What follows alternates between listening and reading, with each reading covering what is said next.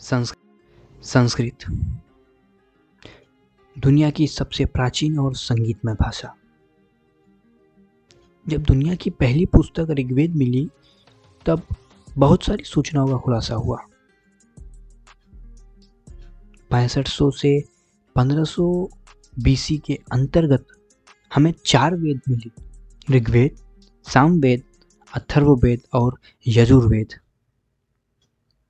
आज की जो संस्कृत है वह हमारी पुरानी संस्कृत से पूरी तरीके से अलग है। आज की पुरानी संस्कृत हमें बहुत ही आसान शब्दों में मिली है, लेकिन पुरानी संस्कृत हमें वैदिक संस्कृत में मिली थी। जैसे हमारे सभी वेद ग्रंथ वैदिक संस्कृत में है। वेदों में जो ग्रामर होता है उसे प्रतिशाक्य कहते हैं। प्रतिशाक्य के द्वारा हमें शब्दों और ग्रामर को अच्छे से समझने में मदद मिलती है। भारत के महान पुस्तक वेद, ब्रह्म ग्रंथ, आरण्यक, उपनिषद और वेदांग यह सभी वैदिक संस्कृत में लिखे गए हैं। पनिनी एक अच्छे फिलोसोफर और ऋषि थे जिन्होंने संस्कृत को बहुत आगे बढ़ाया है। उन्होंने संस्कृत के 10 व्याकरणों का निर्माण किया है और उसका नाम अष्टाध्यायी है। आज की जो संस्कृत है उसमें पनिनी का बहुत बड़ा योगदान है, इसलिए कुछ पुस्तकों को पनिनी अष्टाध्यायी भी कहते हैं।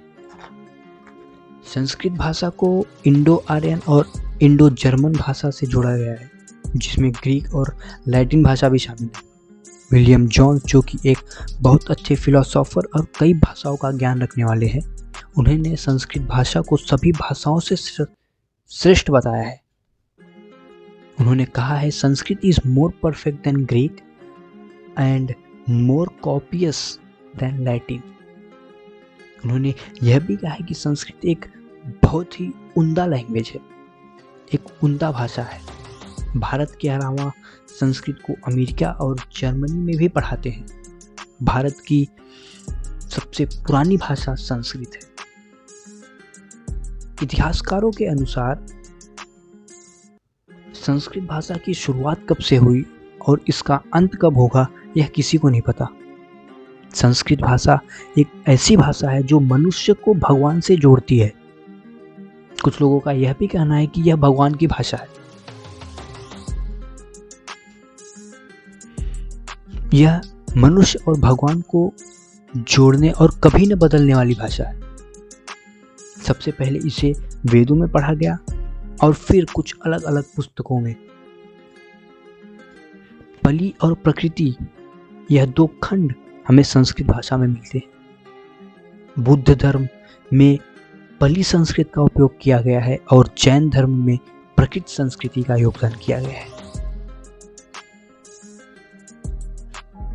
जैन धर्म के जो भी उपन्यास है उन्हें प्रकृति संस्कृत में लिखा गया है।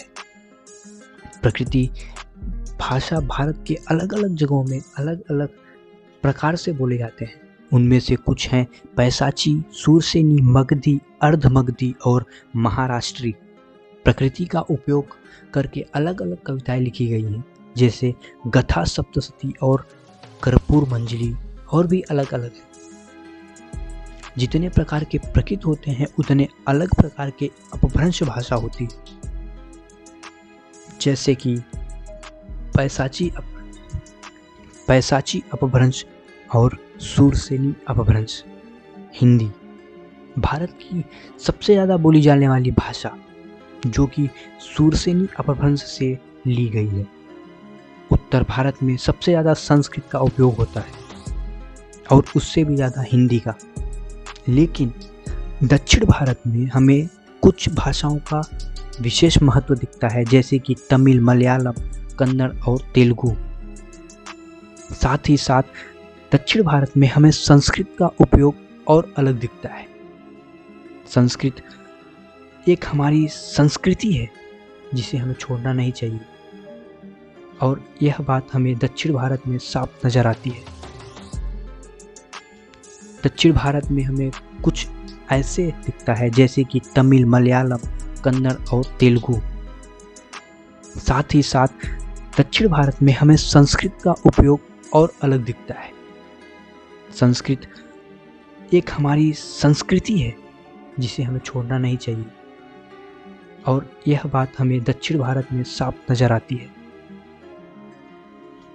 दक्षिण भारत में हमें कुछ ऐसे जगह देखने मिलते हैं जहां आज भी संस्कृत में बातचीत करते हैं। हमें अपनी संस्कृति को भूलना नहीं चाहिए। संस्कृत हमारी संस्कृति है। धन्यवाद।